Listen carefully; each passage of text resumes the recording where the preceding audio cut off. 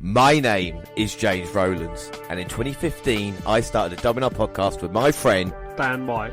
And for 5 years we have brought you the very best of the network, but it's time for a change. Now we don't just confine ourselves to Vinnie Mac, bring you AEW, Impact, NJPW and all the latest from the British wrestling scene. But we will still bring you all our old favourites, including NXT Update, Takeovers and live shows for the Big Four. This year we will decide who is the greatest British wrestler in the world, plus so much more. But until we watch everything, we are with you, and we are the WNR.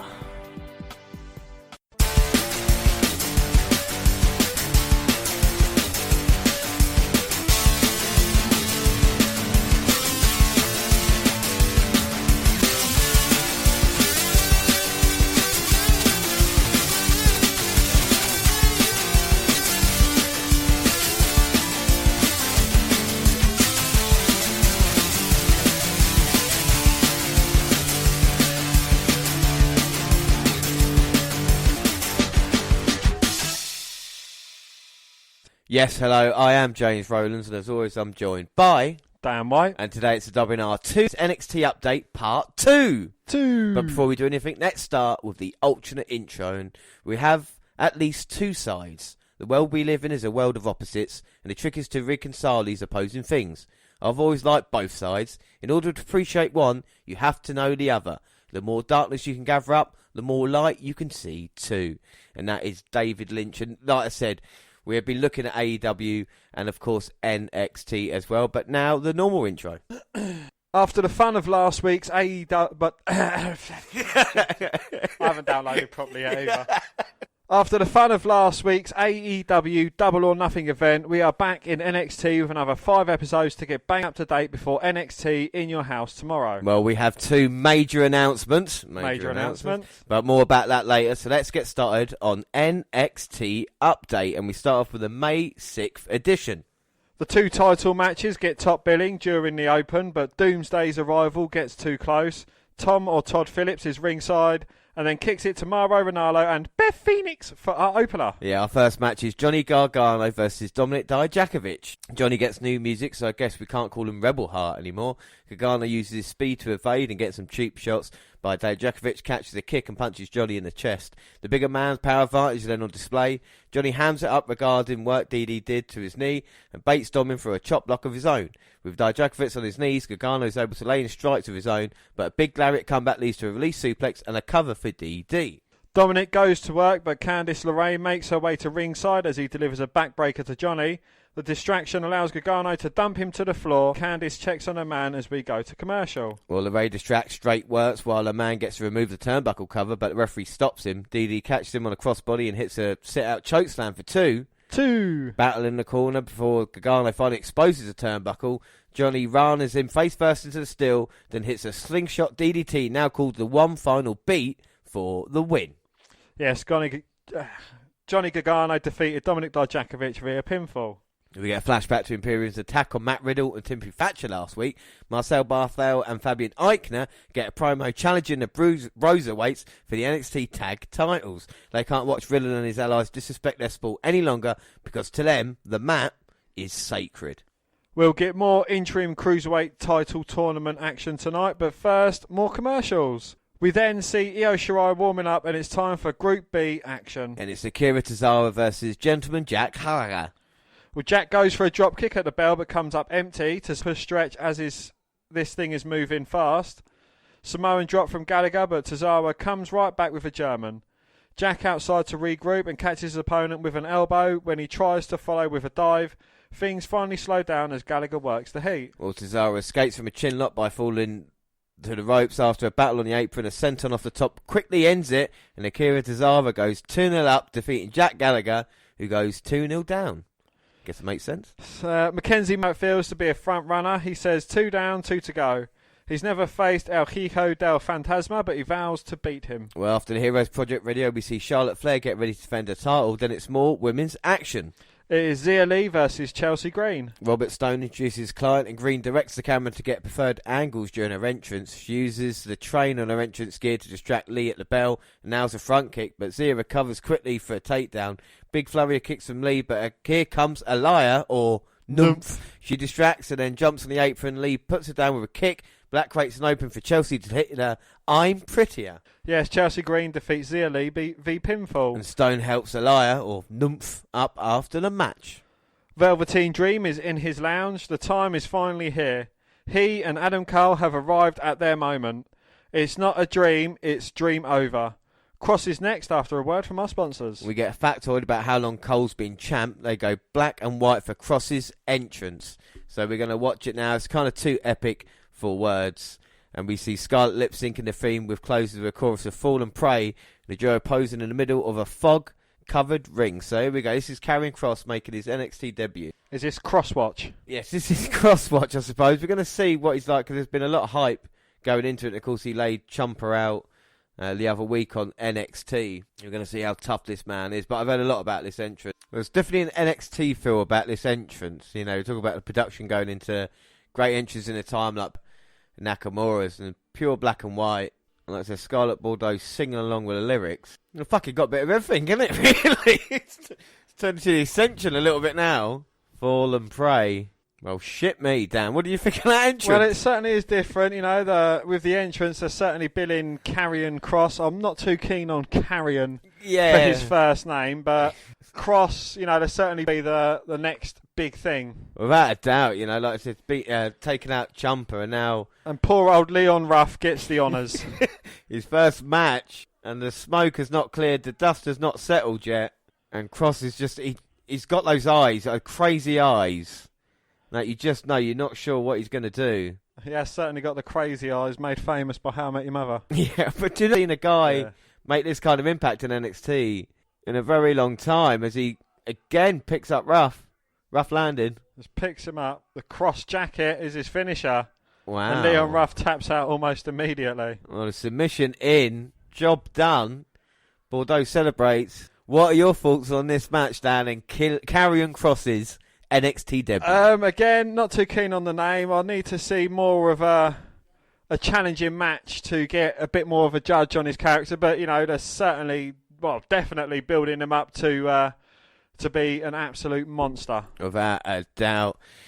Well, Cross shakes off the referee so Scarlett can raise his hands. The exit is pretty dope as well. We get a video package for Flair versus Shirai, which is next. But after some commercials, Matt Riddle and Timothy Thatcher get some mic time. What Imperium did last week was unforgivable, and then to ask for a title shot on top of that, Riddle's game if Stallion Timothy is.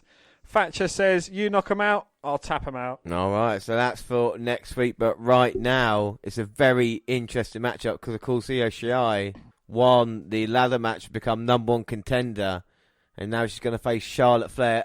First up, what are your thoughts on Charlotte Flair as NXT champion at this moment in time? Well, you know, she kind of reminds me of the Hulk Hogan. You know, the NXT numbers are failing a bit against AEW, so, you know, bring back Hulk or Flair, and, you know, that'll boost the ratings. Well, I think without that, and I think what we're seeing with Flair, especially with her involvement Raw, SmackDown, and NXT, she's not being really treated as a kind of face or heel. They're kind of treating her more as just like a star. And I think with Charlotte, you know, like I say, I really used to dislike her, but in big matches, she always puts in big performances, and I don't think you can fault that from her, and you can see why. I mean, she's already a 12-time champion. There's no doubt she's going to beat her dad's number of title reigns, and, you know, possibly, maybe even hit the 20 mark, which would be incredible when you think about it. As for Io Shirai, I think she's kind of gone underneath the radar in NXT, and I think ever since turning heel, we've seen a different side. And it's maybe in another time she would have been the go-to in NXT, but instead it's been, like I said, Baszler and Charlotte. Does Shy tonight, does she deserve a run with a championship? Can she beat Flair? I think, you know, it certainly makes Shirai a legitimate champion if she can beat someone, you know, that's Charlotte Flair. Yeah. You know, as opposed to beating any old Sally with the title belt. You know, and again, no disrespect to any other woman on the roster that would hold the title, but, you know, to get one over on Charlotte Flair would certainly be a step up. Without a shadow of a doubt, and I think with Shy, with the moveset and what she can do in the ring, she might be one of the most impressive athletes in NXT, and I think we haven't seen the kind of best of her yet, and we've seen different sides which has definitely worked. I think this match is going to be more about Charlotte being proved by EO that she can hang with her. Because I think we've seen with Charlotte recently, she's had that confidence of being able to take out women quite easily. That was nice by EO, though, managing to dodge that. And now you see the flips as well. Drop kick taking down Charlotte, and again another nip up. Charlotte is full of confidence. Let's not forget she beat 5 other women to get this opportunity. But if anyone's going to bury a strong Asian who certainly deserves to be champion, it's going to be Charlotte Flair. Well, I'm still not overly WrestleMania 34 loss. That's what I wanted to bring up. I really, and it's a shame really, but I mean, Charlotte getting about and working with certain women, I think it's going to help the women's division in a way, But the other effect, like we said, is her getting pushed down people's throats too much. So Charlotte Flair's kind of acting like a cocky heel, yeah. Io Shirai's the heel. Yeah, exactly. The face and heel divide's kind of gone away in the women's division sometimes. I mean, could even like someone like Becky Lynch showed a bit of heel tendencies as well in her character. So I suppose it's, again, and Asuka as well, even going back to her reign in NXT. She always had that kind of, but again, arrogance is due when you think you are the best, and the same for Asuka, same with Charlotte. And it's Shai's chance to maybe turn this around. Sunset flip by Shirai, but Flair again straight on the offense. Charlotte's just been one step ahead in this match so far. So Io Shirai, this has probably got to be one of her biggest matches of her NXT career. Yeah, I mean, she's come up short in her big matches. There's no doubt, not just because I picked her to be the Mae Young Classic winner, she lost in the final, but with other championship opportunities, she's come up short as well. So this is a huge moment for Io to prove that, she can actually get the job done, and beating someone like Charlotte will be a huge statement. So, if there was predictions on the line, which way would your allegiance lie? I think at the moment it would have to be for Charlotte. And, there might be a bit of shenanigans or whatever it is, but I feel like they're trying to do something. And there's no doubt Io deserves a chance, could beat Charlotte. But I think the way they're going at the moment, especially with a takeover coming up, it would be surprising if they change the title so soon. Well, you never know. Stranger things have happened in the world of WWE. Without a doubt. I mean, we just saw it earlier tonight as well, with Cross making his debut, attacking Ciampa. We see these two men interacting as well. Times are changing in NXT, and there's no doubt about that. We're going to see more new talent coming in. That includes in the women's division. So people like Shai and Candice LeRae, who had a recent attitude change, are going to have to really step up or be replaced. Look at Aliyah or Nymph, been around for a few years, when she's going to step up and take a chance. Well, it seems like she's kind of taken her chance now. Looks like she's going to become a Rob Stone client. Exactly. And whatever. Talk about Rob Stone, you got Chelsea Green as well, who's been quite successful in NXT recent times. Possibly challenging for the women's tag team titles. So look at that now by Io, managing to fight off Charlotte, hit a Hurricane Runner off the second rope. Nice strikes as well, but Charlotte seems to have an answer for it. Well, kick to the forearm, blocks strikes from Shirai. Flair taking a bit of a breather in the corner. Shirai charges in, backbreaker, and then face first into the middle turnbuckle. Stops Shirai in her tracks. Now look at Charlotte, she's smirking. No, James, she hasn't got a cigarette in her gob. She's got a smile on her face because she believes that Shirai is just going to be brushed aside like a lot of her other competitors. And now she's going to go up, hit the moonsault. Shirai rolling inwards towards the turnbuckles, avoiding it. And Charlotte could be in trouble, can Shirai? And I love the way she punches as well. So much more momentum with the kind of upper strikes. She's putting everything into it. 619 to Charlotte's face. Well, like I said, it's her biggest match. Everything's on the line here tonight. It's perched in the corner. Running knee to the jaw. Oh, huge shot. The head bounced back off the turnbuckle as well. Shy into the cover, but no. Charlotte managing to kick out. You see a little bit of frustration now from Io checking with Drake. And here goes Shy. Might be finishing it now. Looking for the Asai moonsault. No, Flair with her knees up. Knees up, mother bear. Follows it with a huge boot. 2. No, Shirai managing to kick out. And that was credit to Io there. Charlotte can't believe it. Big shot didn't put her away. And now Charlotte thinking. And I think with all the women we talk about in the NXT or Raw and SmackDown, Charlotte's game plans are second to none. That's why she has been so successful. Does Charlotte need to have eyes in the back of her head, though, especially with all these attitude changes coming stage? Well, this is the thing. Now she's going to look to powerbomb Io. But Shai managing to reverse it with a Hurricane Runner and sending Charlotte into that bottom turnbuckle. Charlotte on the outside. Io going all the way to the top. Oh, huge moonsault, but Charlotte dodged out of the way. Kendo stick. Oh, referee calls for it.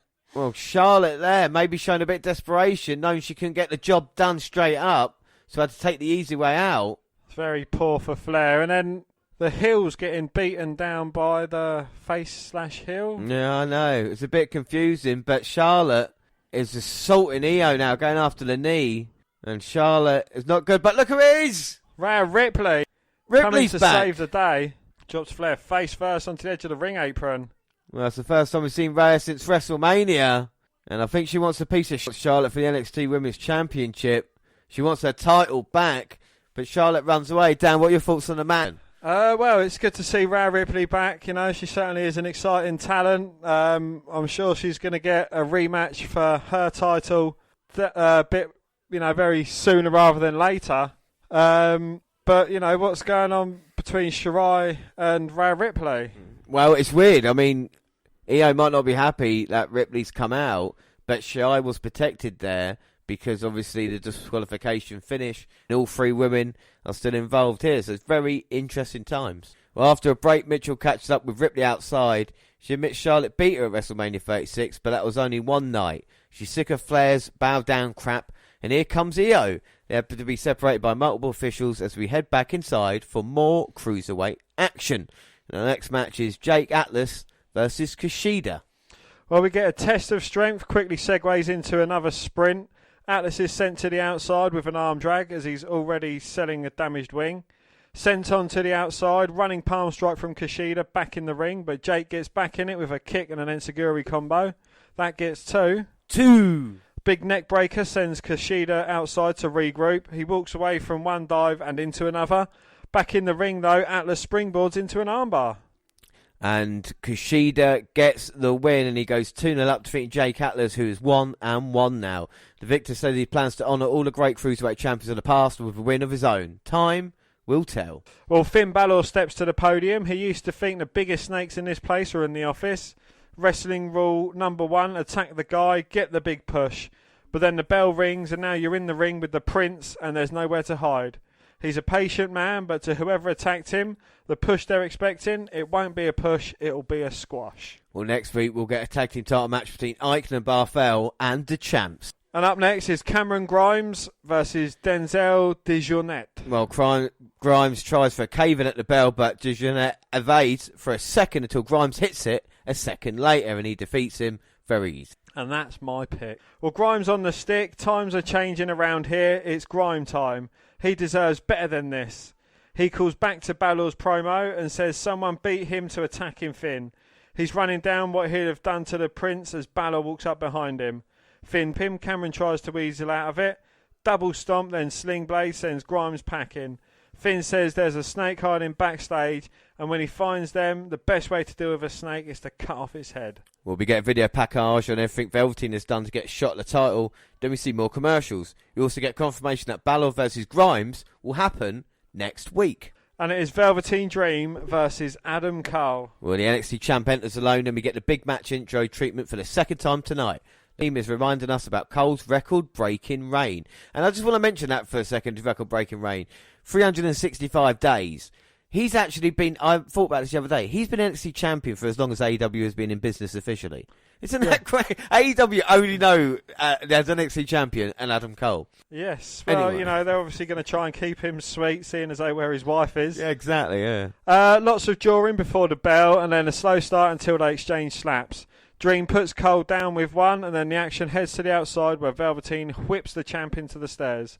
Back in, Cole catches the challenger with super kicks, then goes for a last shot, but Dream catches him and puts him down with a spine buster. Velveteen tries to follow up with a Dream Valley driver off the top, but Cole fights free. He goes for Panama Sunrise, but he's counting into a Dream DT for two. As we go to our last break. Well, another flurry ends with a Yurigoroshi for Cole for two. For two. The champ tells Dream he's nobody who should stay down, but Velveteen fights to his feet. Dream is sent outside, but catches the champ with a European uppercut. Upper what? Dream leaps into a super kick that gets two. When the challenger climbs, here comes Roderick Strong and Bobby Fish. But Dexter Loomis comes from under the ring and cuts him off. Unfortunately, Loomis hits the referee when he checks on what's going. Well, Dream hits the purple Rainmaker with the ref down and counts his own free. He revives the referee a bit, then dives with a double sledgehammer that takes out Fish, Strong and Loomis. He returns to the ring for a super kick and last shot with the official revived again though. And Adam Cole defeats Velveteen Dream via pinfall to retain the NXT Championship. Yes, Dream watches the Undisputed Era celebrate on the ramp, and that is that. Wow, so we move on to our next episode, May 13th. And we get highlights of last week's title match and the people who got involved. And after that, you then see parts of May 6th episode, which sets up the opener, which will be called remotely by Mauro Ranallo and Beth Phoenix with Byron Saxton at ringside. Yes, and the first match is Matt Riddle and Timothy Thatcher versus Imperium, Fabian Eichner and Marcel Barthel. So this is going to be a very interesting matchup. Of course, Imperium being part of NXT UK. I mean, what are your thoughts on Imperium? Obviously, NXT UK is shut down at the moment. Is this the right choice to be used in NXT? Yeah, you still Imperium there or thereabouts. They are a huge deal in NXT UK. So, giving them some airtime is all good in my books. Down, and of course, Matt Riddle with Timothy Thatcher. We saw Thatcher coming in and taking Pete Dunne's place, and we were quite impressed with him, I think, in his matchups, a different style. Do you think this tag team has legs in it, or do you think this is a short-term thing? I think it's going to be a short-term thing, hopefully. Predictions for this? I don't know, because I would have thought Timothy Thatcher being the weak link, but it seems like he is actually doing really well. So I think it's going to be the Cruiserweights. They're going to keep him ticking over until Pete Dunne returns, and then I don't know, they might do something with Thatcher and Dunne. Thatcher saying, look, I've kind of defended your title. And Pete Dunne saying, look, it was me that kind of gave you this gig. Just holding my place until I returned. You never know. Well, that's a nice idea, as we see Marcel Barthel in there with Thatcher. And there's no doubt, Thatcher's the mat technician. But Eichner and Barthel have really impressed two young guys who've been teaming up now this past year or so. With Walter, of course, the NXT UK champion. And to be put in this position is going to be very, very interesting to see if they can sink or swim. I think the one thing they might have to their advantage is the fact that they have the team for longer. So I think we might see that play effect here. Of course, sometimes you need to know what your partner's doing. So they've got your back in this. And I think with Eichner and Barthel, they can definitely be sure. And I think with the Cruiserweights, especially with Riddle, his character might rub people up the wrong way. And, I think we've seen with Dunne, we were just waiting for that moment, and maybe with Thatcher it's there, but you've got to enjoy what Thatcher does. It's very straight to the point. Absolutely, yeah. He certainly is a mat technician. And we have three hugely amazing talents and Matt Riddle. Yeah, it's a shame, really, but, I think Thatcher and Dunne would be a better team. I think that'd be quite cool. It's definitely the style, but, they're trying with Riddle. With NXT, has he had the success that maybe he wanted? I don't think so, because I thought he might be going for the NXT title. Obviously, there's still time. As Eichner, as Barthel tried to get the cheap shot in. So do you think that should be aiming, or do you think that's where NXT think Riddle should be aiming? I think that's where they should be aiming. I think for me, Riddle's mid-card talent, and I think he'd work better as a heel. But then again, that's my own fault. Some people love him. But I just think for the character, when you're kind of that... There's a kind of cockiness to him as well. But I also think sometimes he comes across as a bit of an idiot. And I don't think as a good guy that works. I don't know. I think it does in kind of some respects. Like, especially with the bro and, all this. What else can he do with bro in a heel retrospect? And that is literally all he's got is bro. Yeah, no, to be fair, yeah. Well, Riddle's in there now going after Eichner. But Eichner's probably the most powerful guy in this matchup. And as I say that... Matt Riddle's turning him out with a couple of gut-wrench suplexes. And I'm not saying Riddle is not good in ring. It's stuff that he does that is very entertaining. It's just his general persona. Yeah. And the fact he doesn't wear boots. that always grinds on me as well. Personality and the way he looks. But apart from that, Imperium now working well as a team. Eichner, Barthel... the double team as the Thatcher looks on. Riddle might be in a bit of trouble. They go to commercial, come back, and it's Eichner and Imperium in control. But should, someone like Matt Riddle be kind of falling prey to, again, not to discredit Eichner and Barthel, but should he be falling prey or should he be better than that, for want of a better word? I think he should, but I think with NXT, I think the division that has been the weakest quite some time now has been the tag team division. And I think we've seen that with Riddle and Dunn kind of teaming up together, then relying on Undisputed Era all the time. There's not a lot of other teams. No offence to Imperium or to Riddle and Thatcher, but I'd much rather see Birch and Lorcan given a chance to run with it and go against some proper tag teams as opposed to teams put together. But then again, you've always liked two stars being teamed up as a tag team as opposed to a normal team. I do in the right direction. You can't beat a classic tag team. They certainly have experience. They certainly have the experience over two guys thrown together. But if it's the right two guys thrown together, then I think it can work really well. Like Rated RKO, I mean, they kind of got together after they'd been established. Yes, yeah, and they kind of became a team in their own right. But do you think two great individuals can beat a great tag team? On the tag team and individuals. Well, Imperium at the moment doing a good job stopping Riddle from getting to his corner, but he's just inches away now. Goes for the kick, but again getting stopped. And Barthel's playing great defence at this moment in time. Riddle gets dragged back into Imperium territory. He's been freed, but yet he's not. Well, there we go. Gets away with a kick. And then collapses to the ground. Can Riddle get to the corner? You can see Eichner shouting at Barthel, telling him what's going on. And Riddle there just didn't make it, but just threw Barthel into Thatcher. Well, that was stupid from Matt Riddle. I mean, he could have reached across for the tag, then throws his opponent into his tag team partner. Stupid. But exactly. Looks a bit like an idiot, even if it was intentional or not. And Thatcher's looking pissed off. Well, that might knock the tooth out. I mean, that's not good. And Riddle wanting a tag down from Thatcher. Well, Thatcher's walking away. He's Craig David in it. Wait a minute. He's leaving Riddle himself. Well, an accident pissed Timmy off. I mean, there's only so much Matt Riddle you can take. And Timmy Thatcher just goes to show that. And it shows. If it had maybe done it to Pete Dunne might have been known him a little bit better and gone, oh, well, that was an accident. Thatcher probably taken that as an insult or something like this. Yeah, he would have been our classic Matt Riddle. Yeah, He's an idiot. He is a fucking moron. And now Imperium, like a shark spinning blood in the water, setting Riddle up, who's fighting both men off now. Sleep. Well, Ripcord knee. Hits Eichner and Barthel, and now Eichner again in trouble. No, lands on his feet. That's nice. But gets hit with a spine buster, followed up with a kick to the chest. And now Eichner picks up Riddle. Here comes Barthel. The uppercut powerbomb. Into the cover. 1, 2, 3. And Matt Riddle has been relieved of his NXT Tag Team Championships. But more importantly, NXT UK take a huge leap. More importantly, Imperium add more gold to their stable. Not only the NXT UK Championship, but now NXT Tag Team Champions. Dan, what are your thoughts? Well, it's very impressive. It's innovative the way they kind of done the finish of this match. You know, Matt Riddle kind of having to go it alone, puts in a bit of an impressive performance, gets stopped short. But, I think Walter took Pete Dunne's title. The tag team, Eichner and Barthel, took his tag team title. Oh, wow. So Pete Dunne is going to be pissed off with Imperium when he returns. I didn't even think about that. That is brilliant, and that's a story told. And Thatcher and Riddle have got problems of their own, and like I said, Imperium can celebrate. And we learn about tonight's interim Cruiserweight title tournament matches: Jake Atlas versus Tony Nese, and Swerve Scott versus Jack Gallagher. Well, Mackenzie Mitchell catches up with Thatcher, who says he wants to be a tag team champ. It should have just been Riddle knocks him out and he tags him out. Instead, it's game shows and flipping. Riddle charges in and wants answers. They start to brawl and are pulled apart. Well, our next match is Tegan Knox versus Indy Hartwell.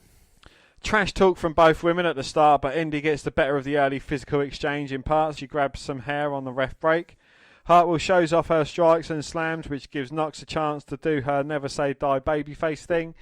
She finally takes control when the Aussie springboards right into a choke slam. Cannonball in the corner, crossbody off the top, and the shiniest wizard ends it. Yeah, Tegan Knox wins, and we see highlights at the end of the aftermath of last week's women's title match again. Then we get a promo from Rhea Ripley. She hasn't been able to rest since WrestleMania, thinking about coming up short against Charlotte Flair. Io Shirai had a chance last week and couldn't get the job done, so now it's her turn. And if Io disagrees, she'll beat it into her, because when it comes to her and Charlotte, as a stupid old man once said, they've only just begun. After a break, Riddle is Skyping with General Manager William Regal. Regal makes a match between the former tag champs tonight, but Thatcher attacks before Bro can tell Mackenzie Mitchell about it. A second attack with a monitor forces Morrow to ask if Riddle will be able to go tonight. Let's hope not. Tony Nese versus Jake Atlas is next. Well, Atlas needs to win in order to hopefully end up in a tie with Drake Maverick and Kushida in Group A. Nese is eliminated already. Well, fast-paced opener ends with a crossbody acrobats by Atlas. He goes for a show bow and gets poked in the throat for it. That's followed up by Nese slingshotting him neck first across the top rope, and he is on. Near fell off a suplex, but Jake lands a back elbow and he tries for another one. Striking exchange leads to a big boot and a suplex from Atlas, who again gets two. Kick out of the next exchange, then heads up top. Tony catches him there and beats him down to the apron. He kicks Nese down to the canvas, hits a rainbow DDT, and that's it. Yes, Jake Atlas goes 2-1 up and Tony Nese goes 3-0 down. Is that surprising for Tony Nese? I mean, yeah, as I said, the former Cruiserweight Champion, Tony Nese, and I don't think the future looks too bright for him, but as a guy who's absolute and has got all the talent, maybe he just needs that character break. I don't know. Well, the Undisputed Era are zooming after Adam Cole's successful title defence last Wednesday. Kyle O'Reilly's been off working on a movie with the greatest actor in the world, Danny Dave Vito. Cole brags about embarrassing Velveteen Dream. They wonder what's up with Dexter Loomis and decide one of them should take care of it. They all agree it should be Roderick Strong. They vow to get the prophecy back on track, and they do the hand signals and say that is undisputed. Well, Karrion Cross and Scarlett get a video set to Jim Morrison. The door's the end. Cross waves Vic while his lady walks behind him. He says Tommaso Ciampa was the first, but he won't be the last.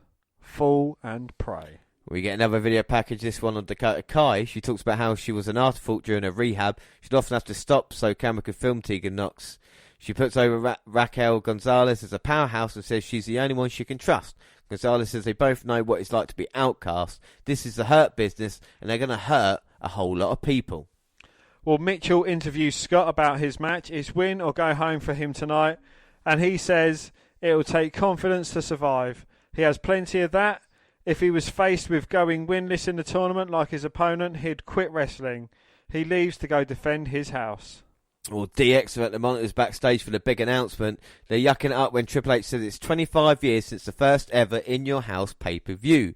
Road Dogg shows up to make jokes about his match at the show, tries to bring up Hunter's match there, but the game switches to the news. NXT bringing the brand back. Takeover In Your House happens Sunday, June 7th. And I'm not going to say we already knew about it, but we are bringing the live pre-show tomorrow night. And of course, we'll be there 9 p.m. live, building up to a takeover. And they always deliver, Dan, didn't they? They do indeed, yes. So quickly, off the top of your head, what was Hunter's match In Your House? I think they're talking about the hog pen match with, oh my God, one of Henry Godwin. The Godwins. The Godwins, yeah. And Road Dogg, I think, just as the roadie faced, I think Jeff Jarrett. That's JEFFJARRE. Double T. What was the song that Roddy used to sing for Jeff Jarrett? Can you remember? Well, my day looking hard on the road, but the gambling stopping too slow. I can't wait to be alone with my baby tonight. You think that's fun? You wait till our live show tomorrow. Up next on NXT, it's Finn Balor versus Cameron Grimes. Well, Grimes tries for the cave-in at the bell, as usual, but Finn sidesteps. He gets in a few strikes, but Balor quickly gets the upper hand with some kicks in the corner. They swap holds in the middle of the ring. This is both fast-paced and brutal as Grimes takes over by holding on to moves and getting in extra digs. Finn gets free and says he's going to end it with a sling blade, but Grimes turns that into a big facebuster as we go to a break. Well, the North Carolinian is still in control when we get back, talking crap about how this is what Finn wanted. He's whipping Finn from post to post and turning him inside out with lariats, but can't get free. He said he promised to slap the piss out of Balor and he's a man of his word, but he does too much talking while slapping. Finn fires back and stomps Grimes on the apron. Penalty kick from there, and Damian Priest sneaks up on the Balor from the stage. Finn flattens him with a forearm and heads back to the ring, but Priest catches up and kneecaps him to the nightstick. Finn stumbles into the cave-in, and we have an upset.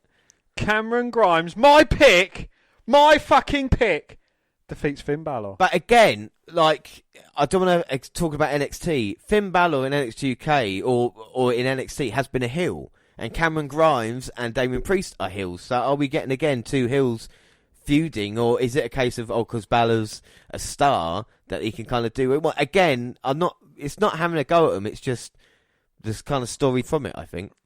Yeah, they've kind of got too many heels, I think. Yeah, they're just like, okay, we'll just pair them together.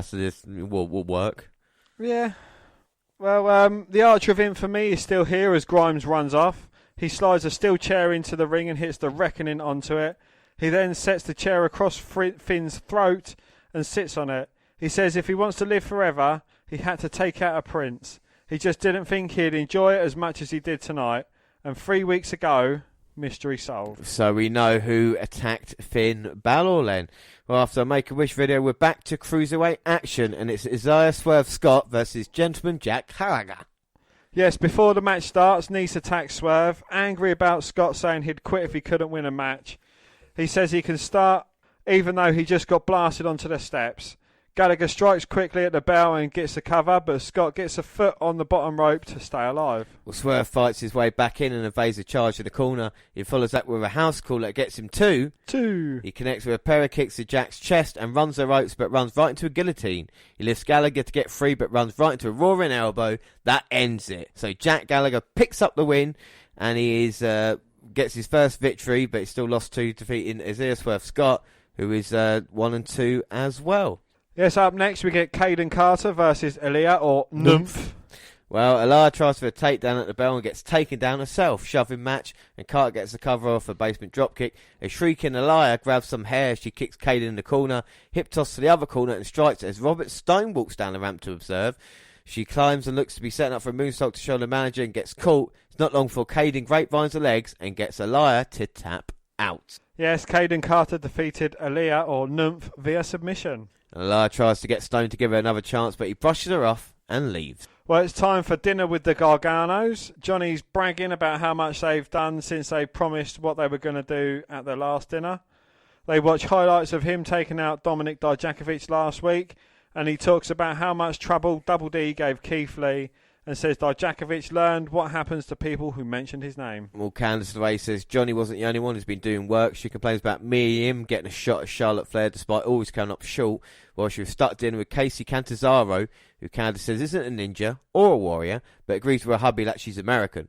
She's out of the show. Yim what to people who don't earn their shots. That leads Johnny to bring up the company. Mia Keeps, the guy who tells us we should bask in his glory. Gargano talks about how the NXT universe will turn on him like it did him, and it's Keith, and how Keith isn't strong enough to deal with that. Looks like we're getting a couples feud. Yeah, circles Miriam going out with Keith Lee. I mean, it'd be an interesting thing, and they kind of bring a little bit of reality to it. I don't mind it. And now we get Timothy Thatcher versus Matt Riddle. Well, the bro slides in and flips his flops, and then he's all business. The roll to a stalemate and then stand up. Riddle with 2 big takedowns, and as this one stays technical and ground-based. Thatcher with a deep armbar, back to the feet, a match landing knees and kicks in the clinch. He sends Timothy to the outside, and we go to our last break. Well, during the commercials, Thatcher thwarted the gut-wrench suplex by stomping on Riddle's bare foot. He's ready to belly out of it, and that's working the leg. Matt fights back to hit a final flash knee, but Timothy kicks out. And he answers with a big European. The next scramble leads to a deep armbar from Riddle, but Thatcher gets a foot to the bottom rope. Riddle fights off an armbar with a powerbomb. Both guys are down. They get to the feet to trade strike. Riddle ends stuck in an ankle lock. Thatcher lands an insecurity to Bro's back, but Riddle fires back with a Bro to sleep. Both men are down, but Riddle's up first for a floating Bro. Thatcher rolls into a Fujiwara armbar. Thatcher keeps trying for holds, eventually getting the ankle, but Riddle rolls him over for 3. Well, Matt Riddle defeats Timothy Thatcher via pinfall. The Bro barely gets his arm raised before Thatcher attacks. He sends him into the turnbuckles hard and then hits divorce court. Fujiwara armbar, and then the referee finally gets him to break the hold. He puts it back on. Well, I'll tell you what, by the way that match ended, I don't think it is over between Timothy Thatcher and Matt Riddle. To our next episode of NXT. So we move on to the 20th of May, and after an in memoriam graphic for Shad Gaspar, we go right into Karrion Cross and Scarlett's entrance, Fall and Pray, and it's Karrion Cross versus Liam Gray. Well, 2 Doomsday Sato suplexes with a bridging suplex in the middle, and then the cross jacket. That is basically it. And Scarlett and her man embracing the ring. Tommaso Ciampa is here. He officially introduced himself and says the ring Cross is standing in, all of this, is his home. But Cross already knew that. Ciampa even kind of respects it. puts over across his aura, size and killer entrance. Even in a locker room full of talent, Karrion stands out. Scarlett holds the ropes for him so he can get in the ring. You know who else is special? Me. Ciampa makes the match for In Your House and says, "Welcome to the main event." He drops the mic and backs out the ring. Well, Scarlett laughs in his general direction. As we seg into a Cruiserweight tournament recap and a break, the last B block match is next. And it is Akira Tozawa versus El Hijo del Fantasma. Well, Mauro and Arlo Beth Phoenix and Byron Saxton remind us that Jordan Devlin thinks the interim title is a crap idea. We start with a standoff and a test of strength and then another one with some arm drags. They trade chops and love it. Tozawa gets an advantage with a close fist strike. Fantasma rolls out and is wise to dive, but gets hit with a runner. Sent on off the apron follows, and both men are down and hurting as we go to another commercial. The comeback ends with a senton off the top, but Fantasma rolls out. By the time he's brought back in, he can only get two. Tozawa gets sent outside, tope from the depths of hell. Well, we get a splash in the corner, but he lifts Tozawa up for the Phantom Driver. Looks like Akira might get an octopus stress, but Fantasma fights out of it. It hits the move to win. Yes, El Hijo del Fantasma is 2-1 up, and he defeated Akira Tozawa, who is 2-1 up as well. Well, we get a recap of the issues between Matt Riddle and Timothy Thatcher. He wants to go again, but no fluke pins this time. Tap out or knockout only. Riddle can pick the place. After a break, Shotzi Blackheart gets a video package about her love of tanks and punk rock. She crushes some cars up with a tank to show what she's going to do to the women's division, specifically Dakota Kai, Raquel Gonzalez, and Candice LeRae also gets a name drop. We get Mia Yim versus Santana Garrett next. Well, the announcers talk about how Mia is looking to come back from a tough loss to Charlotte Flair, while Garrett gets in some early offense and a 2 count. Yim takes control with a dragon suplex. Protect Your Neck ends it seconds later. Yeah, Mia Yim gets a win, but then Johnny Gargano is singing the BIC's theme song as he accompanies Candice LeRae to the stage. LeRae congratulates Mia on a win, finally, but when she got a big opportunity against Flair, she dropped the ball because she was too busy pandering to them. If Candice had gotten the opportunity, she wouldn't have fumbled it. Gargano says they're going to show her what happens in an NXT. Yim takes them out with a kick, but LeRae gets a drop on her, and Johnny pulls down the rope to send her crashing to the floor. Here comes Keith Lee, which sends Gargano scrambling. North American champ and his lady take the ring, and Mrs. Wrestling back up the ramp, reassuring each other that they're okay. We get a recap of Cameron Grimes beating Balor, and Damian Priest being revealed as Finn's attacker, and post-match beatdown of the Prince. Grimes cuts a promo from somewhere outside. He puts over his win over the former NXT and first ever Universal Champ, who he used to look up to, but now it's grime time. Grime time. Well, Mackenzie Mitchell interviews Drake Maverick. He's got to come up with a way to pin or submit the best wrestler in the world tonight. And the last time we checked, he's not Bret Hart, but he's done second-guessing himself. He's got to win. Adam Cole and Bobby Fish escort Roderick Strong to the ring for his match. Before they leave, Cole says next week we might have a celebration for his 1 year as NXT champ. We get Roderick Strong versus Dexter Lumis. Lumis slithers out from under the ring again and sends Roddy to the other side of the ropes. It's still Dexter at the start, but a high knee on a lets Strong get in some offense. The bigger man doesn't exactly no-sell it, but his expressions don't change, even when taking damage. Another flurry by Lumis. They battle to the floor where Strong sends him into the steps and then drops him on the apron with a backbreaker as we go to commercial. Well, Roddy's in control when we get back, but he's upset that even in an abdominal stretch, made famous by Wilbur Schneider back in the 30s, Lumis keeps turning his head to stare at him. After a mini comeback from Dexter, Strong hits the Olympic Slam, but only gets two. After some stuff to the midsection, he tries to turn Lumis for a stronghold, but can't. That's a lost offense. Roddy gets in for a while as he's flattened with Fez press. That leads to a slingshot suplex that gets two. Back and forth leads to Strong chomping Lumis while he's on his knees, but Dexter just asks for more. He gets another two.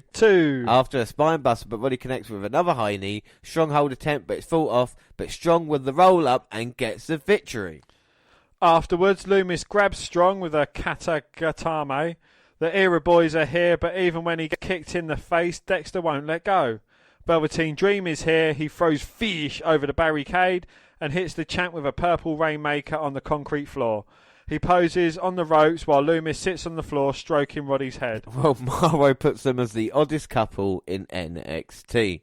We see Rhea Ripley getting ready for later. During the break, the mysterious minivan luchadors attack Akira Tozawa in the parking lot, but El Hijo del Fantasma runs them off. Well, we get Ever Rise versus Oney Lorcan and Danny Burch. Yeah, 1 and 2. Birch is on fire from the jump. Both he and his partner hit moves on Matt Martell. When Chase Parker comes in, it's not long before he's trapped in Oney single leg crab. And that is it. Oney Lorcan and Danny Birch, Oney Lurch, beat Everrise. Mitchell is with Keith Lee, who requested an interview. He saw Dinner with the Garganos and wants to know who in the blue hell records themselves eating dinner. Doesn't have an issue with what they said about him. He doesn't have a problem with what they did tonight, but he has a feeling the problem ends at Takeover. Go and tell the world. Oh, well, we see Io Shy getting ready. Then Matt Riddle has words for Trashy Tim. He's not a stallion, he's a putz. Riddle's down for a knockout or tap-out match, but thinks on the where he's got it. Somewhere they're both familiar with, a cage. And up next it is Kushida versus the man, the myth, the legend, Drake Maverick. Well, Drake Maverick needs this. He needs the victory to stay in this tournament at this moment in time. Can he go 2-1? I mean, this is just a really difficult situation for him. And, of course, he knows it's the last chance saloon. And Kushida has gone about his business in the tournament as well. He's kind of been strong.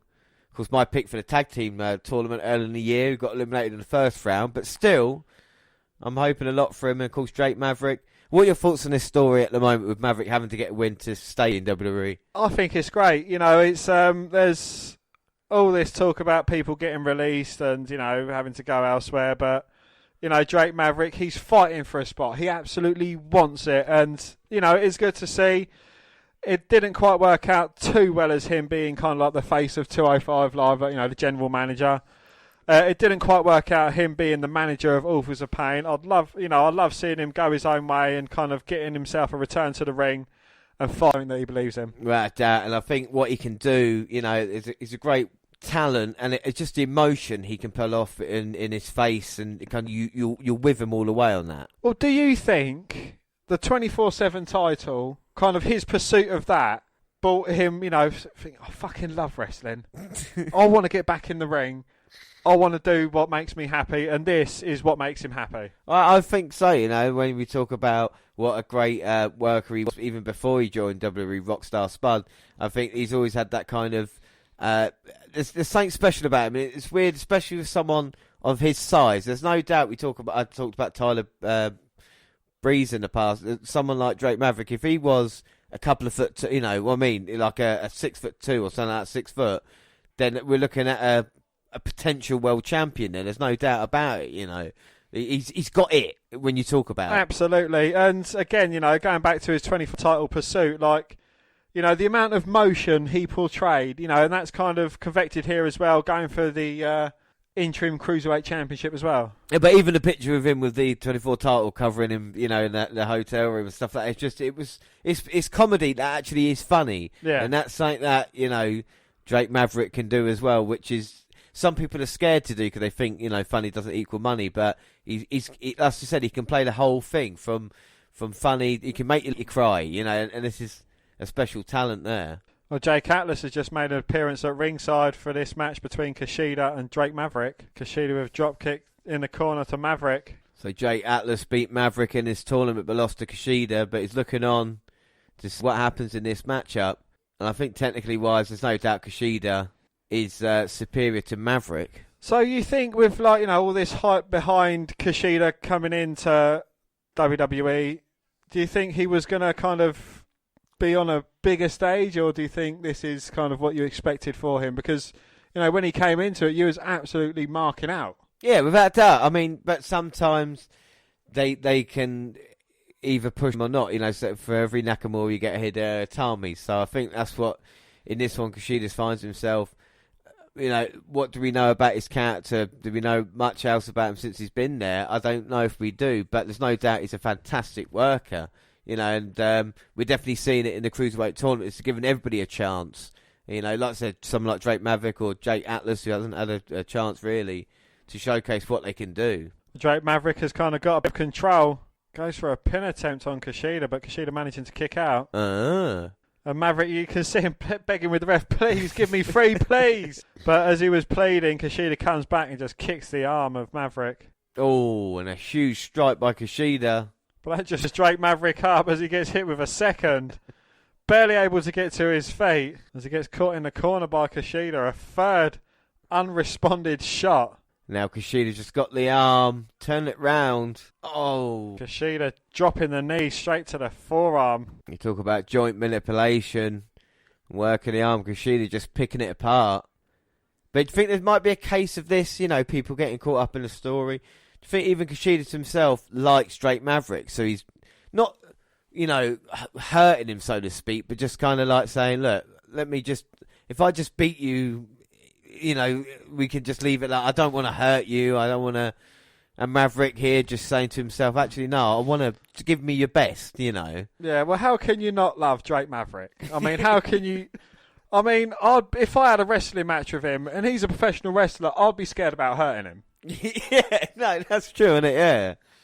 You would be. And and it's crazy to think that the Cruiserweight title, it's finally bringing eyes to it after so long. Do you know what I mean? When's the last time the Cruiserweight Championship was actually relevant? And that's in part to the Maverick story as well. Well, the last time it was relevant was just before an imbecile named Enzo Amore held the title. Since then, it's been absolute dog shit and not worth a wank. Well, I didn't mind Alexander and Buddy Murphy's reigns as Cruiserweight Champion, but like I said, since, it's on NXT now as well, 205 Live is still going, but this is where the Cruiserweight title has been featured.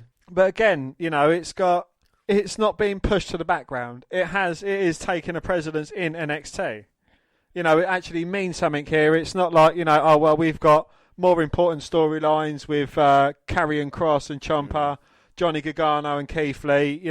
This feels just as important as any other story going on in NXT, which is, I absolutely think it's brilliant. Yeah, without a doubt. And I think it's a good story told is even the way of the kind of knockout system, the tournament, trying a different way of it has made a lot of sense. It's good to try something a little bit different. And Kushida now just looking to work the arm, get the Kimura in. Well, do you think this kind of, the way they've done this tournament system, it's not a straight knockout, is strictly because of Drake Maverick? Because they want to see him, get him off to a loss, get him literally fighting up with everything he's got, coming back and doing everything he can to get the title. Well, let's hope so, because that would make all. That is a perfect hold then in that way. If he can get the victory, the thing is, if Kushida puts the Maverick away now, it is over, and this is why it means everything in the world to Maverick at this time. He's going to give everything he's got, one arm and all. But again, with a lot of wrestlers, if they do go, but with Drake Maverick, where can he go? Will he go to Impact? Could he go to AEW? Well, I think Maverick has more options in those promotions than he would in WWE. My worry would be if he, this storyline's great, but what happens after? Have a plan for him. Don't just have him on being jobbed out on Main Event or 205 Live or something like that. Actually use him. And I think with oh my word! You could use him as a lot better. Maverick looking for the wheelbarrow bulldog off the top, but gets caught in a cross arm. But manages to roll up Kushida for the victory. Whoa!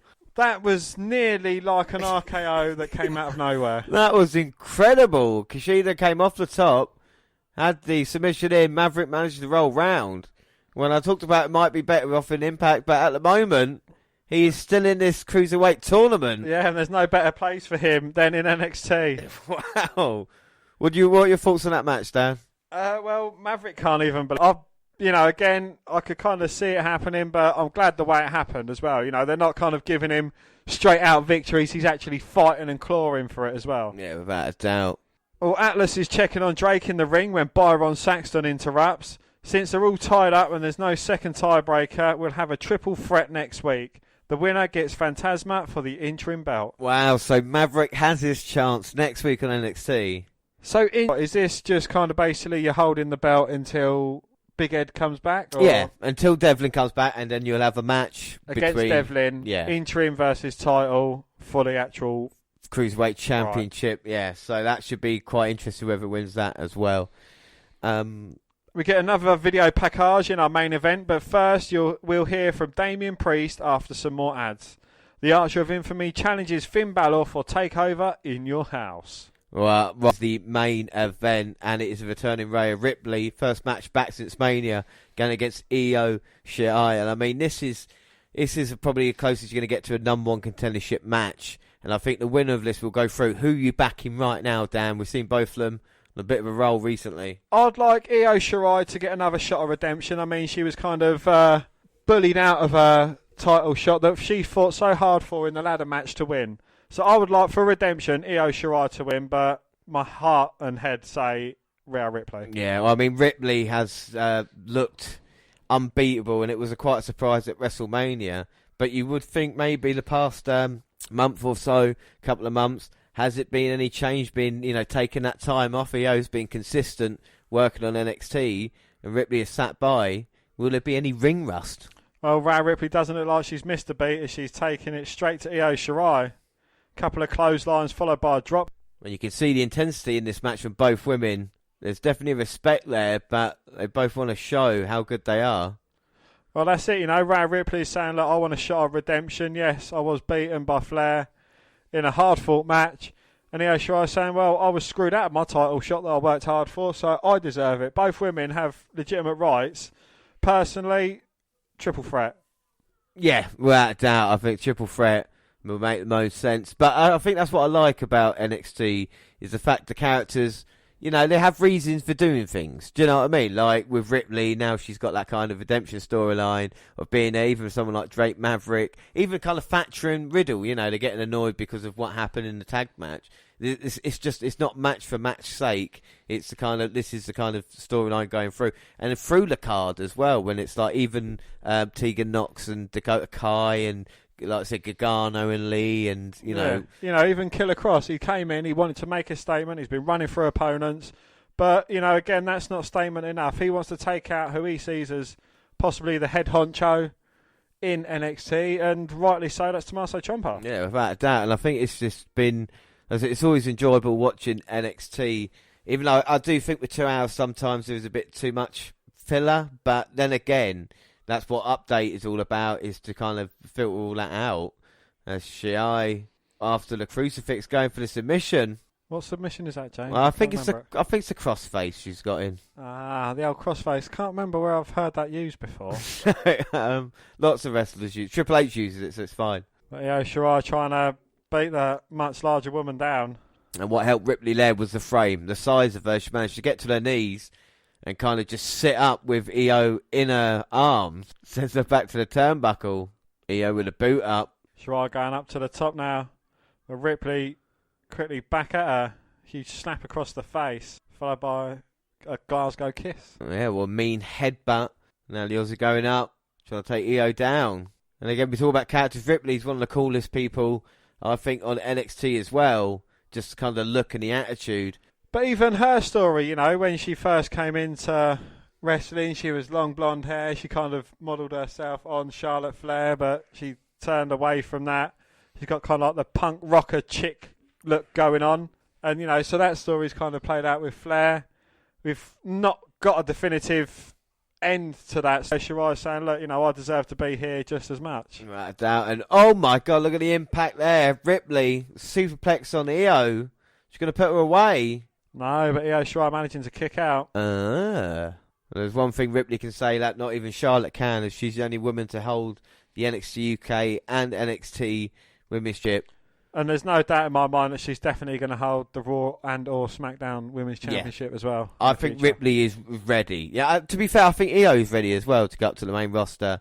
I think without a doubt NXT Women's Division is stacked with talent who can make it the main roster. Is there maybe too many women now? That might be the issue. That's what, I was thinking. Who would you cut? Would you get rid of the likes of Carmella? Well, yeah, maybe. Like Naomi's someone that is extremely talented and needs to be used. But if they're not using her, this is the kind of thing. Dana Brooke. She's kind of being used as cannon fodder. I mean, exactly. Mandy Rose has kind of got a story going on. We haven't seen anything of Ruby Riott. Ruby Riott is like I said, not seeing Ruby Riott. Someone who got taken up from NXT too soon. I think we've seen that as well. NXT called ups too soon. That kind of don't make the most sense, But like I said, these two women have produced a great match here as we see Io trying to put Ripley away with the crossface again.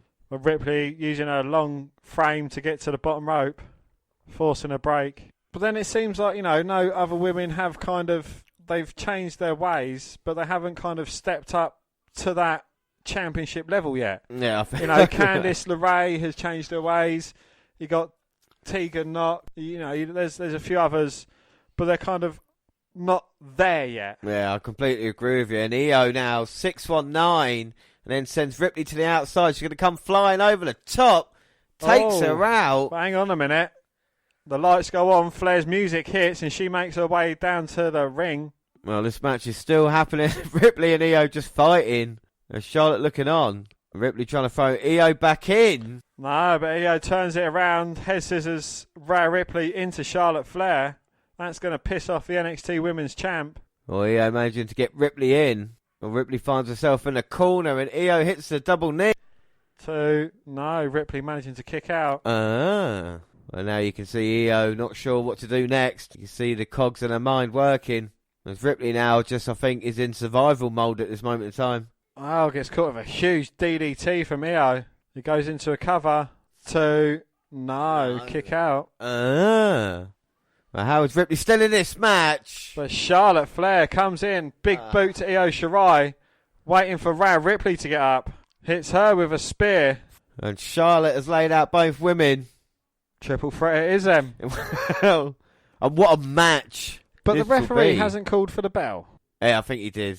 I think he did as soon as Charlotte came in. And Charlotte is the one standing tall here. Rhea Ripley, Io Shirai down. Charlotte is the last woman standing down. What are your thoughts on that? I think it's good as well. Both women certainly deserve a shot at Charlotte's title. So, yeah, it makes most sense making it a triple threat. I think without a doubt. So we move on to our next episode, and it's the 27th of May. Well, James, we have fans, and not just on the podcast, but actually in the NXT studio there as well. And Tom or Todd Phillips, Beth Phoenix, and Mauro Ranallo on the call. We get a quick recap of Group A of the Interim Cruiserweight Championship Tournament, since we're starting with the triple threat tiebreaker. So here we go. It's Drake Maverick versus Kushida versus Jake Atlas. And El Hijo del Fantasma is out with some words for his opponent in the final. So here it is make or break. Which way is this going to go? Who's going to face Fantasma in the final? Can it be Maverick, Dan? Is the dream going to come true for the young man tonight? Well, the boyhood dream could come true tonight. This is what it's been all about. Jake Atlas has been very, very impressive. Of course, we know all about Kushida. And this is a triple threat match that could potentially still... Well, Drake Maverick just hurt his elbow chopping Jake Atlas. Well, we saw Kushida working over that arm in their last matchup. I think they should be a tag team, Jake and Drake. And that was nice there. Maverick dropkick on Kushida. He gets caught with a tilt-well backbreaker. Kushida breaking out the pin attempt, though, before the referee could even get down. And he throws Atlas to the outside. Now he's going to go for the kill in the early going. Looking for the Kimura. No, Atlas throwing Kushida out. Jumps off the second moonsault onto Kushida. Well, that was lovely there by Jake Atlas. Now he catches Maverick. Comes diving back in like a blockbuster. This could be it for Maverick. Come on. No, Drake kicks out. Oh. So having fans, or well, not so much fans, but in talent and other talent at ringside, is that what NXT should have done? It looks like they're behind plexiglass. Plexiglass! Got the plexiglass up. Yes, this is what they've decided now. The Performance Centre, the people that are obviously training there, have been known as fans. The problem is that they've been training, they've been watching this for up until 10 hours, all the tapings. So it's maybe a little bit unfair, but again, we've had a little bit of atmosphere to it. It doesn't really matter for us here on the podcast at this moment in time, but no, over time, I think it would definitely help out the In Your House event, Absolutely, yeah. I think we've seen AEW doing it right when it comes to wrestlers in the crowd. But Kushida now is taking control of this matchup. Jake Atlas cuts him off as he's trying to get Drake Maverick in the corner. And now Jake Atlas has got Kushida on the shoulders. And Drake's just like, no, I'm not going to get involved in this. I'm going to let you two fight it out. Oh, my hell, God. Kushida. Roll up on Atlas, German suplex on Maverick, pinning them both at the same time, only gets 2 2s. 2-2. Well, fair play there to Kushida, showing what he can do. As we go to an ad break, when we're back, Maverick looks to be fighting both men off. No, it's a three-way. Well, all three men are kind of getting a shot at one of their opponents. And can Drake square off against each other as Kushida's down taking a breather? Irish whip to Maverick, who jumps over Atlas. Drop toe holds him into the second turnbuckle. Does the same to Kushida. Both men are stacked. Ooh, a huge kick in the corner from Maverick off the second now. Drop kick. And Maverick is alive in this one, the Maverick Magic. And what a great match this has been, as Maverick now sending Atlas to the apron. Kushida charges in. Drake sidesteps. He catches Atlas. But Maverick gets caught by Kushida. And Kushida now off the top. Oh my God. Jesus. He folded up Atlas. Senton over the corner. Takes out Jake Atlas. Comes in, turns his attentions to Maverick. Springs in from the bottom. Tornado DDT. Got the cross arm breaker locked in. Maverick looking for the roll up again. No. But no. Kushida kicks out. Wise to it this time. Yeah, this time realising he had to let go of that submission, or that was job done there. Kushida's, I don't think, looked better than he has in this matchup tonight on NXT. There's all three men now just wondering what the next move is. And talking about three men, we've got referee Kurt Angle, special guest for the Timothy Thatcher Matt Riddle match. And what a main event that should be to cap off NXT update on the episode, as Atlas hits a German to Kushida. So Kurt Angle, wasn't he recently released with the last big job lot of releases? Yes, so they've done the same with Kurt as they're kind of doing with Maverick, but, we'll go more into detail with that. Tomorrow night we're a live show with the newsstand, so we're trying to give a bit more detail, but it's interesting circumstances. It's a strange situation. As Maverick sends Atlas into the ring post, and I think the fans in attendance are definitely behind Maverick. Sliced bread to Atlas. 1, 2. No, Kushida there to break it up. Oh, damn you, Kushida. With the kicks as well.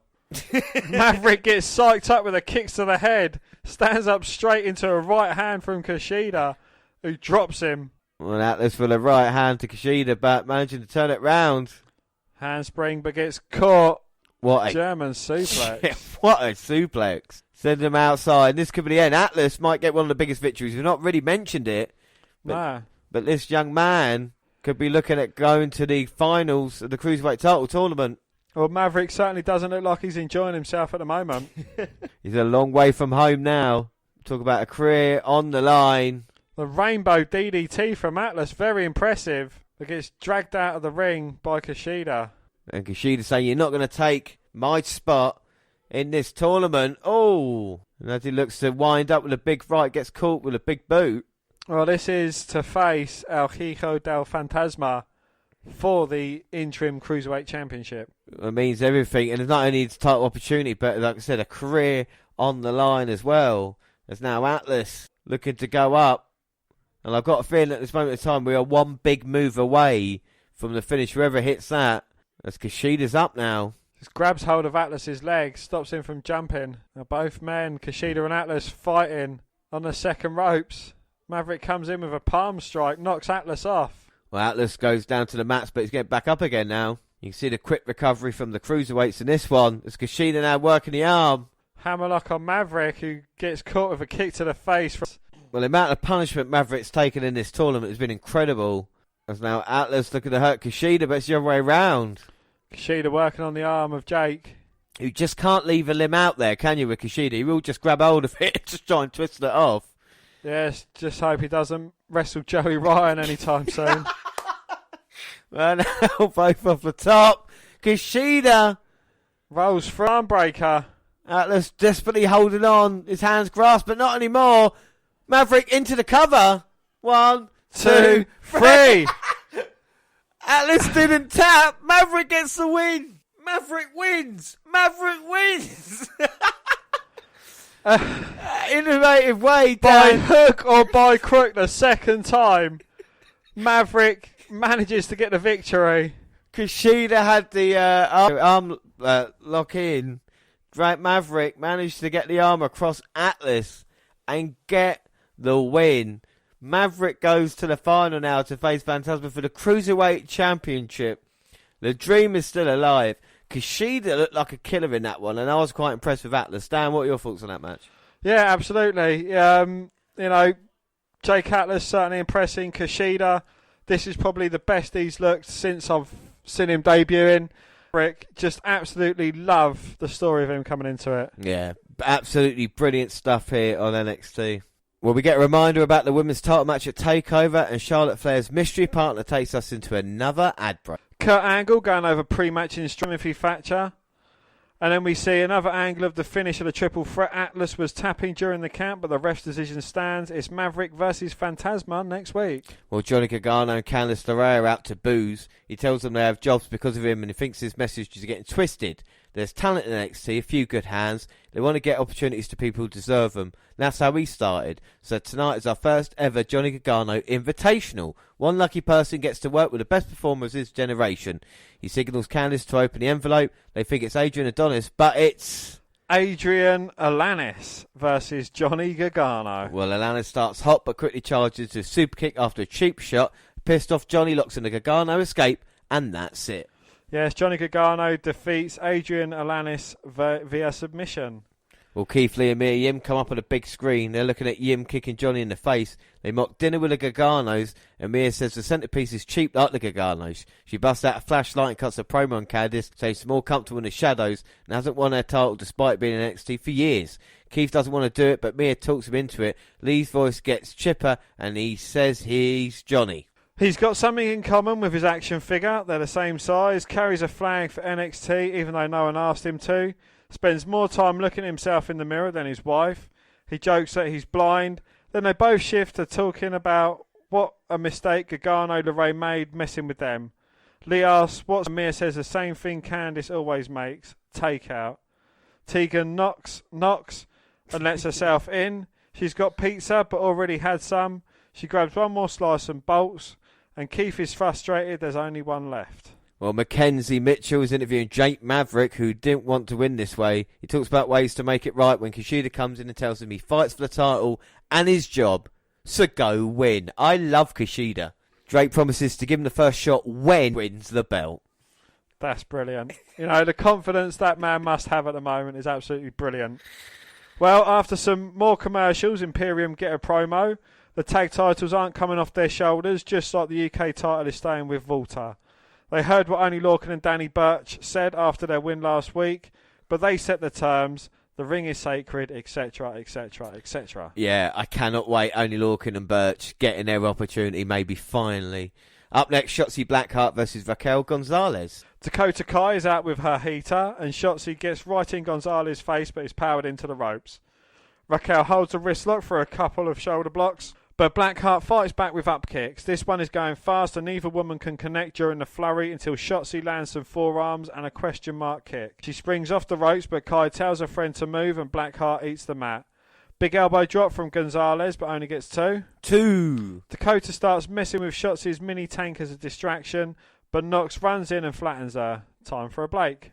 Well, the big Texan in control when we return. Boot to the face in the corner, then a power slam gets two. Gonzalez follows that with a bear hug, but Shotzi elbows free. Forearm, but she charges into the backbreaker for another near fall. Shotzi looks to hit a coffin drop on the pair, but overshoots a bit and lands hard on the back. They still sell for it. Tegan comes over to check on her friend, and Candice LeRae runs in to beef with Knox over a roll in the Lee Yim video. While the referee Blackheart is heading towards the corner to hit Gonzalez with something when Dakota Kai gets in the way, and Shotzi ends up crotched on the top ropes. A big power slam follows, and that is it. Yes, Raquel Gonzalez defeats Shotzi Blackheart via pinfall. We get a video package for the already announced Finn Balor versus Damian Priest match at TakeOver. The women's tag match is next after these words. And it is Io Shirai and Rhea Ripley versus Charlotte Flair and Chelsea Green. Okay then. Morrow actually gives us WWE's first mention of Hana Kimura while Shirai enters. Robert Stone is out with his client and plays tribute to the Queen with a royal handshake. Flair lets Green start with Ripley and the Nightmare puts her down and demands she tags Charlotte in. Rhea's reaction on Flair keeps giving Chelsea openings until Io tags herself. Well, the Genius of the Sky is a house of fire, but eventually ends up beyond being the receiving end of a dive from Chelsea. Charlotte wants to tag while Shy is woozy, but doesn't stay in long while Green is leagued again. She gets hit from a dive from Io. Flair looks to swoop in, but Rhea backs off. That gives Green a chance to recover, and she throws Shy through the barricade as we go to the commercial. Well, the champ is working the heat on Io when we return. She crotch chops at Ripley, but when she turns back to chop Shirai, she hits Green. The Queen baits Rhea into charging, so the heels double team Io while the ref deals with that. Shirai escapes Green and makes the tag, and Ripley is all over Chelsea. She ends her attack with a fake Flair bakes up the pin with a boot. Well, she gets the tag and locks in the figure 4, but Io with a drop kick. She gets the tag and hits Charlotte with a running knees in the corner, but Flair kicks out. They roll through a few pinning predicaments, then Shy with a stomp. Tiger feint kick, but Green pushes Charlotte out of the way. Take the springboard drop kick follow-up. Charlotte ties up Rhea and ducks out of the way just as Io runs with her knees, taking out a partner. Flair with a surprise cover, gets both feet on the rope. And that is it. Yes, Charlotte Flair and Chelsea Green defeat Io Shirai. Ripley. Yeah. Yeah. Well, Mitchell with a steaming hot Gargano and LeRae. Johnny challenges Keith Lee for the North American title at TakeOver. And Candice faces Mia next week. And Tegan, you should be ashamed of yourself. Well, after a break, Phillips kicks it to a Zoom meeting between NXT champion Adam Cole and general manager William Regal. Cole complains about having to cancel his celebration, but Regal's had enough of his condescending tone. In the chase, he wants the Undisputed Era to get a fair shot at the tag titles, and the GM says it's all about Cole, but what about what he wants? He thinks Dream deserves another shot at the title, and it'll probably happen at TakeOver. They bicker about whether Dream or Cole is a bigger narcissist, and Regal makes a Bebe joke that Cole responds to by referencing the man's man gimmick. They settle on a TakeOver match at a location of Regal's choosing, and if Cole wins, Dream can't challenge for the title again as long as he has the belt. Yeah, I just want to say, talk about a questionable booking aside in the women's match. The world title feud, Adam Cole at the NXT Championship, has kind of been the least promoted, if you know what I mean, out of kind of all of them. Is it because of what happened with the kind of Velveteen Dream and the allegations, or is it just maybe there's not a guy kind of ready on Adam Cole's level yet? I think that's it. You can see the kind of building up challenges for the title, but Karrion Cross, he's got a point to prove against Ciampa.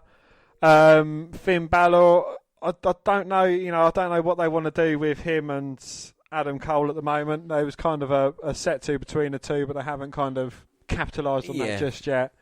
Again, I don't know. It might be because of the allegations. I honestly couldn't tell you. Honestly, we couldn't confirm or deny, but like you said, Balor maybe looked to have a problem with Walter and Imperium. Another person that got a problem was Lorcan and Birch, and they get a video package after the break. They love fighting, respect each other, and meet at a pub to agree they want to take the titles from Imperium. We then confirm the NXT title match for TakeOver. Up next, Tommaso Ciampa gets his toughest challenge yet from Leon Ruff, the man who was kind of defeated by Karrion Cross in 3 moves. Yeah, so see if Ciampa can make a statement in this one. Well, Scarlett follows Ciampa down the ramp, and he's focused on her when Ruff attacks and gets out the bell. He uses his speed to get in another shot and evade before he gets caught with a high knee. High knee. The Blackheart works over Ruff in the corner while locking eyes with Scarlett. He then blows her a kiss before hitting the fairy tale ending. So Tommaso Ciampa beats Ruff fairly easy. He points at his watch and waves bye-bye to Scarlett. As she leaves, Cross comes up on the big screen, or his eyes do anyway. He agrees with what Ciampa said last week. Their match at TakeOver is special. He promises to make Tommaso feel something he never has before on June 7th. TikTok, mother. Well, next week it's the Cruiserweight final between Maverick and Phantasma, and the Ray versus Yim is official. Now it's time for Fight Pit. There are no ropes or turnbuckles inside the fence. It's just a big square mat. Knockout or tap out only. After Kurt Angle's entrance, we get a video package recapping the feud that set up tonight's cage fight. And that is Matt Riddle versus Timothy. It's true. It's damn true. So it's good to see Kurt Angle back in the ring. Yeah, without a doubt, with Kurt Angle here, as we see Timothy Thatcher make his way out now. And we'll talk about the cage in a minute, but we're just going to get a Taylor tape quickly from Thatcher, and he is 6'3", 225 pounds with a 78-inch reach. And like I said, Thatcher's come on here, and I tell you what, I like ruggedness. I like that kind of look about him, and I think he's done well here. And we see the Fight Pit, and it's like maybe like a normal, I was going to say a normal steel cage, but round the ring. But indeed, Jesper, it's got kind of like a walkway all around the top of it.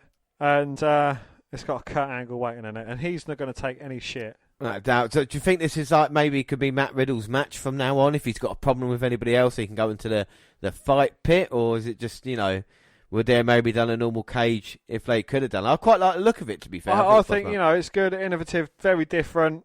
Certainly should be a crazy match. But the Taylor tape for Matt Riddle, he's 6'2", £216 and he's got a 77-inch reach. So he's got an inch reach less than Timothy Thatcher. Yeah, and these two men, again, like I said, becoming a tag team champions now, opposing sides of the cage. And I'm expecting this to be as rough as Thatcher looks, really. An Angle, of course, formerly Olympian.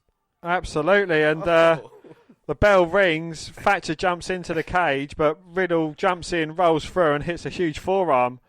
Double leg takedown and ground and pound by Matt Riddle. Do you think this is where Matt Riddle should be, what Matt Riddle should be doing? I mean, at the moment, I would say, yeah. I mean, it looks great. You know, he's taking early control.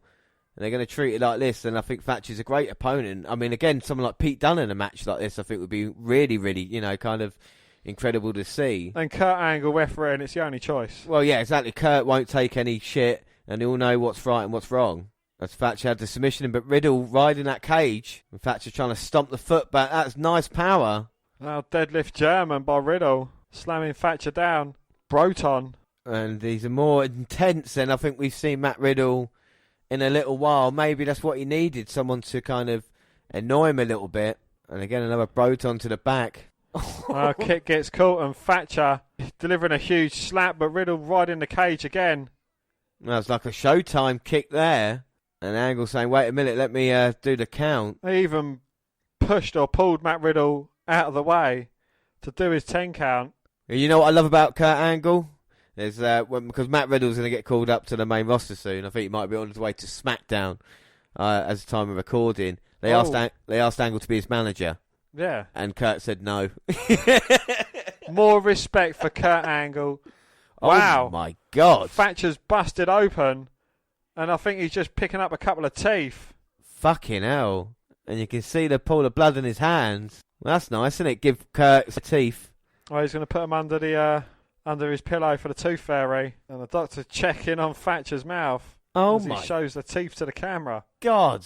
He can fight, but it looks pretty gruesome with blood coming out of his mouth. Well, touching it, grow some more, James. Well, we go to a commercial. We come back. And Thatcher's in control. And these two men just entwined on the canvas. Thatcher, I think, would be best just to try and block them mouth. As Riddle moving them close to the cage, we see a replay of the shot that took a couple of teeth out. Well, I don't think since Mick Foley have we seen a man be able to spat out his teeth. It just shows the toughness, still managing to fight into this. Absolutely. But it does make for good visuals as well, though. Without a doubt. It seems like it's a proper fight, you know what I mean? Like. And that, ladies and gentlemen, is why Pete Dunne wears a gum shield. Yeah. Why Kurt Angle wore a fucking gum shield as well, to be fair. Towards the end of his career, more. And now Riddle going to go for a Superman punch off the cage. A Broperman punch off the cage. But gets caught. Arm breaker, but Riddle managing to turn it round. Backdrop by Thatcher, though. Oh, belly to belly overhead. And now just grabs the leg of Riddle. Twists it back. And as he's got the submission in, managing to kick Riddle. He's got a single leg Boston. Well, he wanted the match to be either or knocked out, and I didn't think it felt it was going to be his teeth, but that's the only way this match can end. Well, yeah, Timothy Thatcher's teeth have lost the match for him because they've been knocked out. As Thatcher now, and this, you know, we've been doing NXT update for so long, and like even this week's one just feels different to, you know what I mean? There is a kind of change in the air. Absolutely. I absolutely fucking love this match as well. I think it's absolutely brilliant. It is kind of like a UFC fight. But enjoyable. But in NXT. And you got Kurt Angle there as well. The man won a gold freaking medal with a broken neck, James. Well, it bodes well for tomorrow night and NXT in your house event. And of course, takeovers always deliver. But at the moment of time, Riddle might be in serious trouble as Angle's counting him. Gets to his feet, but Thatcher waiting. So should this match actually be on the takeover card? I think maybe a little bit more build-up, you know, that they could have done. But again, it's great to see it on just on NXT, you know, like it feels like old days and a little bit where you used to have a big match every couple of weeks as well. Yeah. Something like you look forward to. And Timothy Thatcher, he was unknown until he took Pete Dunne's place. Had a couple of tag matches with Riddle, had a match against Riddle, now he's in this. Yeah. I mean, I feel bad for Dunne in a way, but it's fair play for Thatcher to be able to come in and take that role, you know, as he grabs the foot of Riddle. And that's what I would do. If I was fighting Matt Riddle, I'd be on his big toe. I would just try and break his foot. I'll actually rip off his arm and beat him with a bloody stump. But that's just my feelings. That's just towards you, it, innit? You're mental, so. I'm crazy!